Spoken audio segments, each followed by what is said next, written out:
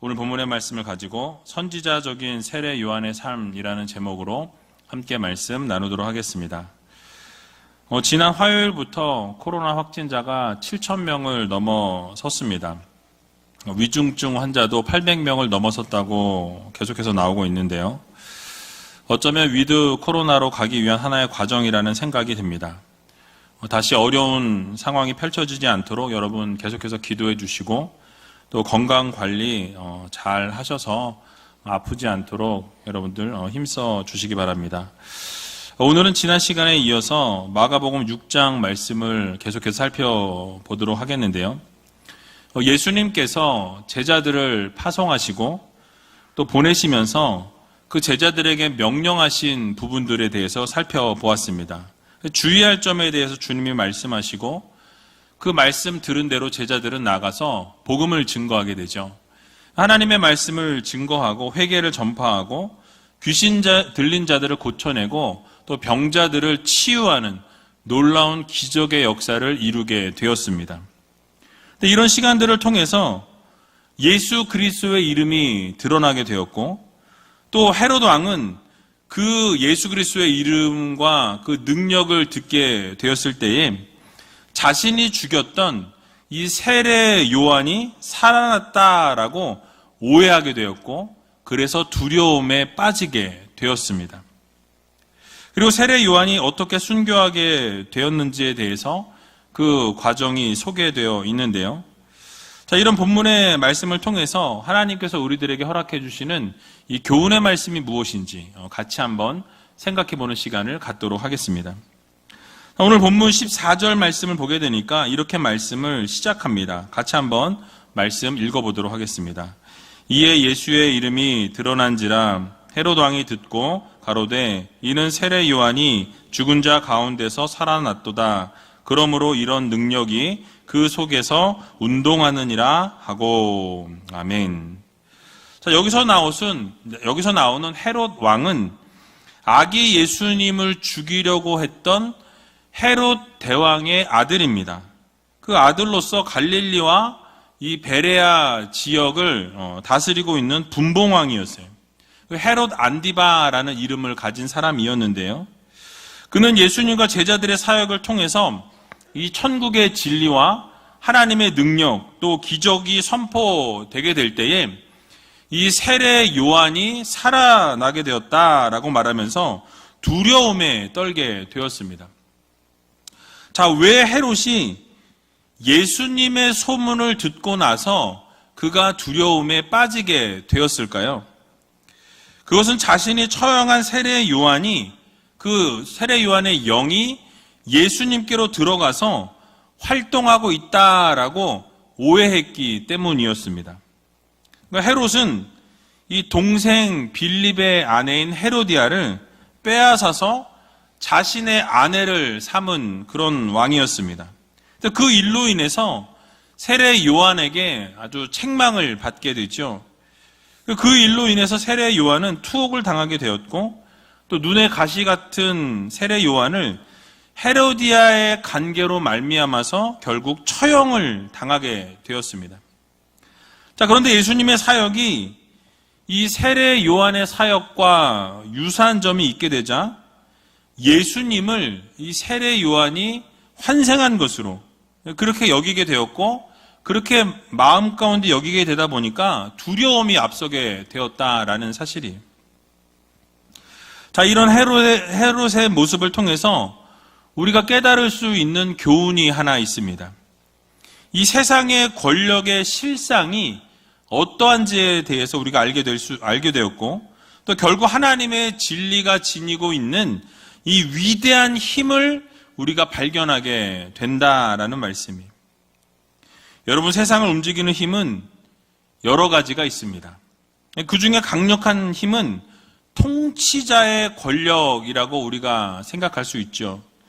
그래서 예나 지금이나 이 권력의 주변에 보게 되면 항상 수많은 사람들이 들끓고 있고 모입니다. 그 권력의 중심부에 들어가기 위해서 아주 치열한 권력 투쟁을 하는 것을 보게 되죠. 지속적으로 그런 일들이 벌어지는 것을 오늘날에도 우리가 볼 수 있다라는 것이죠. 여러분, 이유가 무엇입니까? 일단 권력을 손에 쥐게 되면 그야말로 그 권력을 통해서 어마어마한 존재로 거듭나게 되고 엄청난 힘을 행사할 수 있게 되는 것을 우리가 볼 수 있습니다. 그런데 정말 사람들이 생각하는 것처럼 이 권력을 손에 쥐게 될 때에 더 이상 두려울 것이 없는 존재가 되냐 하는 질문이 그렇지 않다라는 것이죠. 오늘 본문에도 보게 되면 이 갈릴리 지역의 분봉왕으로 그 지역의 일대를 호령했던 왕이 바로 헤롯이었습니다. 그런데 그 권력과 모든 것을 쥐고 있던 헤롯이었음에도 불구하고 주님의 사역에 대한 소식, 능력 있는 주님의 그 기적과 은혜를 들으면서 두려워 떨었다라고 성경은 말씀하죠. 물론 그가 두려워했던 것은 예수 그리스도가 아니었습니다. 세례 요한이 두려웠죠. 즉 헤롯은 이 주님의 사역에 대한 소식을 듣고서 세례 요한이 환생했다라고 생각했고 그것 때문에 그 마음 가운데 두려움이 생기게 되었던 것입니다. 자, 그런데 세상적인 관점으로 보게 되면 이렇게 막강한 권력을 지녔던 헤롯이 세례 요한을 두려워할 것이 하나도 없어 보입니다. 광야에서 외치는 연약한 선지자 중에 하나에 불과했던 세례 요한을 두려워할 이유가 무엇이 있었겠습니까? 자, 그렇다면 헤롯이 세례 요한을 두려워했다는 사실은 여러분 무엇을 의미하는 것일까요? 그것은 이 세상이, 이 권력이 아무리 강한 것처럼 보인다 할지라도 그 권력에 역시 한계가 있고 연약하고 나약한 인간이기 때문에 영원한 하나님의 나라의 진리 앞에서는 두려워 떨 수밖에 없다라는 결론에 이르게 되는 것입니다. 왜냐하면 이 세상의 권력은 영원하지도 않을 뿐만 아니라 절대적이지도 않기 때문에 그렇습니다. 그러나 그에 비해서 하나님의 말씀과 능력과 힘은 여러분 어떻습니까? 하나님의 말씀은 비록 세상의 눈으로 바라볼 때 아무것도 아닌 것처럼 보이고 연약해 보입니다. 눈에 보이지 않으니까 아무것도 없는 것처럼 느껴지죠. 하지만 실상은 인간의 생사화복과 모든 인간의 운명이 하나님 앞에 달려있다라는 이 사실을 여러분 모두 믿으시기 바랍니다. 동시에 인간들이 자랑하고 있는 그 모든 권력의 이 핵심이, 그 원천이 하나님으로부터 나온다라는 것도 우리는 반드시 기억해야 할 것입니다. 그렇기 때문에 헤롯은 이런 하나님의 진리를 소유하고 있었던 세례 요한을 두려워할 수밖에 없었다라는 말씀이. 그래서 예수 그리스도를 십자가에 못 박으라고 했던 빌라도 역시 예수님을 두려워할 수밖에 없었던 것입니다. 자, 그러므로 사랑하는 우이지엘교회 성도 여러분, 우리는 이런 사실을 마음 깊이 새기면서 오늘날 우리가 진정으로 두려워해야 할 대상이 누구인지를 다시 한번 깊이 깨달아야 할 것입니다. 그러니까 눈에 보이는 세상의 권력을 우리가 두려워할 것이 아니라 실체는 보이지 않지만 실제로 강하시고 능력 많으시고 이 세상 권세와 모든 것을 주관하시고 다스리시는 하나님을 두려워할 줄 아는 믿음의 성도님들이 다 되시기 바랍니다. 그래서 우리 하나님께서 모든 것을 다스리시고 주관하시고 섭리하신다라는 것을 우리가 마음 깊이 새겨야 할 것입니다. 그래서 누가복음 12장 4절과 5절의 말씀을 보게 되면 이렇게 말씀하고 있는 것을 볼 수 있습니다. 같이 한번 읽어보겠습니다. 내가 내 친구 너희에게 말하노니 몸을 죽이고 그 후에는 능히 더 못하는 자들을 두려워하지 말라. 마땅히 두려워할 자를 내가 너희에게 보이리니 곧 죽인 후에 또한 지옥에 던져 넣는 권세 있는 그를 두려워하라. 내가 참으로 너희에게 이르노니 그를 두려워하라. 아멘. 자, 여러분 지금 무엇을 강조하고 있습니까? 잠시 있다가 이 사라질 세상의 권력을 두려워할 것이 아니라 영원을 움직이시는, 바로 이 세상의 모든 것을 주관하실 뿐만 아니라 지옥에 던져 넣을 수 있는 권세를 지닌 하나님을 두려워하라 라고 명백하게 밝히고 있는 것을 보게 되죠. 그래서 우리의 몸을 죽이는 것을 두려워하지 말고, 그 권세와 권력을 두려워하지 말고 영혼을 죽이실 수 있는 전능하신 하나님을 두려워하는 하나님의 자녀들이 되어야 할 것에 대해서 우리들에게 강조하고 있는 것입니다. 그러므로 세상의 권력과 힘 앞에서 두려워 떠는 성도들이 아니라 전능하시고 모든 생사화복을 주장하시고 섭리하시고 다스리시는 하나님을 두려워하면서 그 하나님의 말씀 앞에 순종하고 엎드려 부복하며 살아갈 수 있는 귀한 우리 제일교회 모든 성도님들이 다 되시길 주님의 이름으로 간절히 축원합니다. 자, 이제 헤롯이 정말로 두려워했던 것이 무엇인지 함께 생각해 보기를 원합니다. 오늘 본문 15절에서 16절을 살펴보겠는데요. 같이 한번 읽어보겠습니다. 어떤 이는 이가 엘리야라 하고 또 어떤 이는 이가 선지자니 옛 선지자 중에 하나와 같다 하되 헤롯은 듣고 가로되 내가 목배인 요한 그가 살아났다 하더라. 아멘. 자, 헤롯은 주님과 제자들의 강력한 사역의 역사들을 통해서 천국의 능력이 증거되는 것을 듣게 되자 자신이 죽였던 세례 요한이 다시 살아났다라고 이렇게 이야기하면서 두려움에 빠지게 되었습니다. 자, 그렇다면 당시의 갈릴리 지역의 분봉왕이면서 한 지역을 다스렸던 이 헤롯이 일개 야인에 불과했던 세례 요한을, 또 더구나 이제는 죽어서 장사되어 버린 세례 요한을 이렇게 두려워했던 이유가 정말 무엇일까요? 그것은 바로 헤롯이 변명할 수 없는 크나큰 죄악을 저질렀기 때문이었습니다. 즉 헤롯은 세례 요한이 의로운 사람이었다라는 것을 누구보다 잘 알고 있었고 그것을 인정했다라고 성경은 말씀합니다. 자, 그러나 어쩔 수 없는 상황에 떠밀려서 세례 요한의 목을 베어버리는 무서운 죄를 저지르게 됐죠. 자, 이런 자신의 잘못을 알고 있었기 때문에 스스로 괴로워했고, 그렇게 괴로워하고 있었던 헤롯이 세례 요한의 사역과 유사한 사역을 하고 있는 주님의 사역에 대한 소식만 듣고도 그는 두려움에 빠질 수밖에 없었던 것입니다. 여러분, 이처럼 죄를 저지르게 되면 자신이 저질렀던 죄악 때문에 전전긍긍하면서 살아갈 수밖에 없게 되고, 결국 내가 지은 죄 때문에 우리는 더 두려움에 빠지게 되고 공포에 빠지게 될 수밖에 없는 것입니다.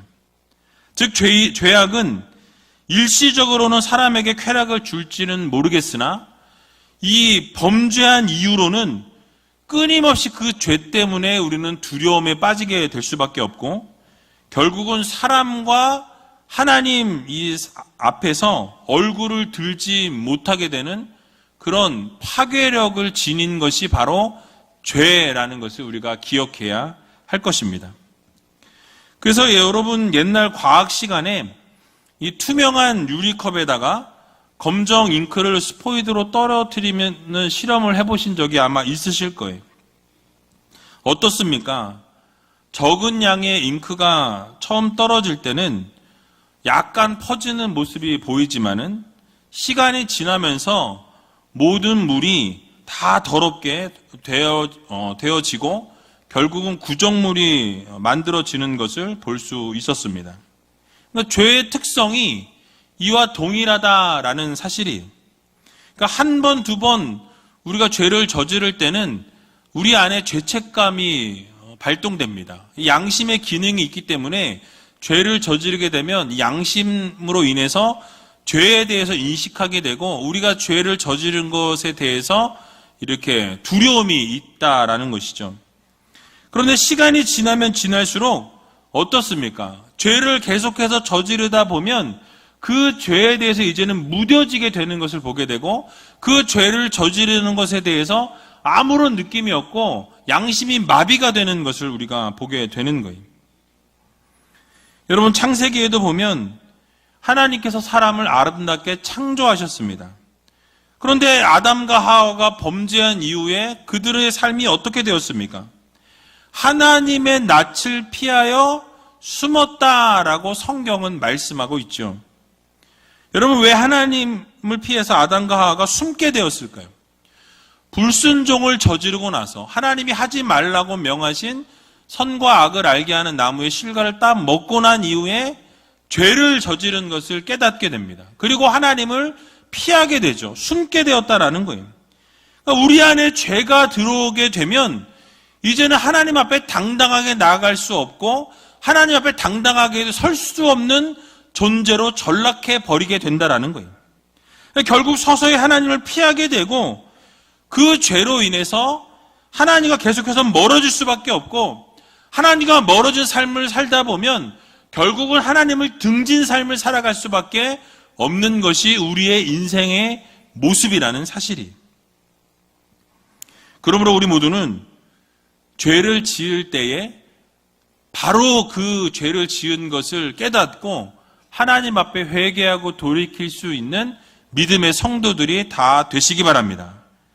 여러분, 죄는 하나님과 결국 담을 쌓게 만들고 하나님으로부터 도망하게 만든다는 거예요. 그게 죄의 습성입니다. 그렇기 때문에 우리가 잊지 말아야 될 것은 이 세상 살아가면서 하나님의 백성으로 살기 위해서 우리는 이러한 죄악의 모습이 우리 가운데 조금이라도 있다면 그 죄의 모습의 모양이라도 버려야 한다라고 성경은 말씀하죠. 우리의 죄악이 우리 가운데 있으면 이 죄악을 제거해내는 작업을 이루어야 한다라는 거예요. 다시 죄악의 유혹에 빠지지 않도록 우리는 깨어 기도하고 하나님 앞에서 우리의 죄악을 내어놓고 회개하고 돌이킬 수 있는 믿음의 성도들이 되어야 할 것입니다.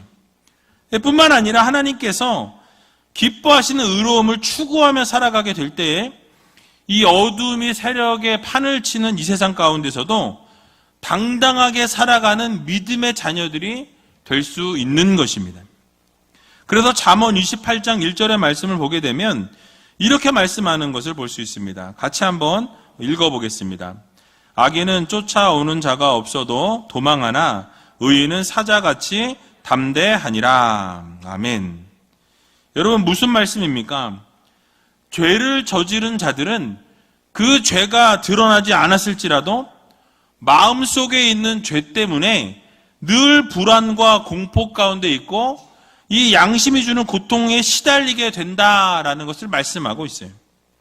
그래서 악인은 쫓아오는 자가 없어도 도망 다닌다라고 말씀하고 있는 것입니다. 결국 악인의 범죄는 이 간과할 수 없을 뿐더러 하나님께서 결국은 친히 그 행한 대로 갚으신다라는 것을 말씀하고 있는 거예요. 그렇기 때문에 악인들은 쫓아오는 자가 없어도 도망할 수밖에 없지만 하나님의 자녀들인 의인들은 사자와 같이 담대하게 된다라고 말씀하죠.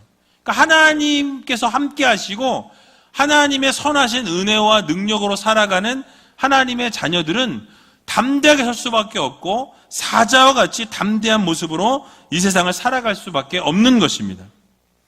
그러므로 사랑하는 의지의 성도 여러분, 여러분 안에 작은 씨앗의 죄라도 심겨져 있다면 여러분 그 작은 죄의 씨앗이 자라지 못하도록 여러분 회개하고 돌이켜야 합니다. 그 죄악의 씨앗을 예수 그리스도의 보혈로 깨끗이 씻어내야 한다는 거예요. 늘 우리 자신의 삶을 말씀으로 비추어 보면서 우리가 죄를 저지르지는 않았나, 하나님의 말씀을 비추어 볼 때 하나님이 원하시지 않는 삶을 살지는 않았나 돌아보시고 그 예수 그리스도의 보혈을 날마다 의지하면서 회개하고 돌이키는 성도가 되어야 한다라는 말씀입니다. 그리고 담대하게 복음을 증거하고 영적인 전쟁에서 우리가 승리하기 위해서는 늘 말씀으로 무장하고 예수 그리스도와 함께 걸어가며 살아갈 수 있는 성도들이 되어야 할 것입니다. 이 일을 위해서 언제나 하나님 앞에서의 삶을 살아가고 날마다 우리를 말씀으로 우리 자신을 비추어 보면서 그 죄의 모양은 버리고 날마다 하나님이 원하시는 회개의 삶을 살아갈 수 있는 귀한 우리 제일교회 모든 성도님들이 다 되시길 주님의 이름으로 간절히 축원드립니다. 마지막으로 17절과 18절의 말씀을 읽고 마치도록 하겠습니다. 전에 헤롯이 자기가 동생 빌립의 아내 헤로디아에게 장가든 고로 이 여자를 위하여 사람을 보내어 요한을 잡아 옥에 가두었으니 이는 요한이 헤롯에게 말하되 동생의 아내를 취한 것이 옳지 않다 하였음이라. 아멘. 자, 세례 요한이 감옥에 갇히게 된 결정적인 이유에 대해서 오늘 본문은 설명합니다. 즉 세례 요한은 헤롯을 향해서 동생의 아내를 취한 것은 마땅치 않다, 옳지 않다라고 책망함으로 인해서 헤롯에게로부터 노여움을 사게 되었고 결국은 감옥에 갇히게 되었을 뿐만 아니라 사형을 결국 당하게 되었습니다. 그 당시 분봉왕이었던 헤롯 안디바는 동생 빌립의 이 아내였던 헤로디아를 보게 되었고 그리고 결국은 동생의 아내를 빼앗아서 자신의 부인을 삼았다라는 거예요. 여러분 이런 행동은 하나님께서 계명으로 금하셨던 간음과 또 근친상간을 행한 범죄 행위였습니다. 그래서 잘못된 행동에 대한 책망으로 세례 요한은 결국 투옥이 되게 되었고 마침내 참수형에 처해지게 된 것입니다. 여러분 이렇게 불의에 대해서 하나님의 이름으로 경고하고 또 책망하다가 고난을 당한 세례 요한의 모습은 오늘을 살아가는 우리들에게 아주 중요한 교훈을 주고 있습니다. 오늘날 이 시대는 우리가 개인주의 시대라고 이야기들을 하죠. 그런데 시간이 지나면서 이 개인주의는 극도의 이기주의로 흘러가는 것을 보게 됩니다. 그래서 잘못된 행동을 보고도 불법을 저질러도 나와 상관이 없으면 못 본 척 지나가게 되는 것이 일반적인 모습이에요. 왜냐하면 혹시라도 끼어들었다가 오히려 어려움을 당하고 고난을 당할 수 있기 때문에 그렇습니다. 그런데 교회 안에서조차 이런 흐름이 침투되어서 회개에 대한 선포가 사라지고 있는 것이 오늘날의 현실입니다. 이 바르지 못한 모습과 하나님께서 미워하시고 싫어하는 모습을 보면서도 그런 일을 행하고 있음에도 불구하고 회개하라고 너 틀렸다라고 말하기보다는 오히려 잘하고 있다고 잘 될 거라고 이렇게 부추기는 것을 우리가 보게 되죠. 그러나 세례 요한의 모습과 같이 잘못된 것은 잘못되었다고 회개해야 될 것은 회개해야 한다고 외치는 소리가 되어야 할 것입니다. 강단에서조차 귀에 듣기 좋은 소리, 복 받으라는 소리, 잘 될 거라는 소리만 외쳐대서는 안 된다는 거예요. 하나님께서 말씀하시면 회개와 경고의 메시지를 외치는 것이 바른 외침이라는 것입니다. 이렇게 세례 요한과 같은 선지자적인 모습과 외침이 교회 안에서 회복되어야 한다는 거예요. 여러분 불법이 난무하고 권력과 힘이 있는 자들에게는 예외가 되는 그런 나라가 아니라 또 잘못된 것은 잘못되었다고 회개해야 될 것은 회개하라고 외쳤던 이 세례 요한의 모습과 같이 이 교회는 끝까지 선지자적인 모습으로 이 모습을 지켜내야 한다라는 이 사실을 여러분 모두 기억하시면서 그런 모습으로 우리도 동일하게 살아갈 수 있는 귀한 우리 제일교회 모든 성도님들이 다 되시길 주님의 이름으로 간절히 축원드립니다.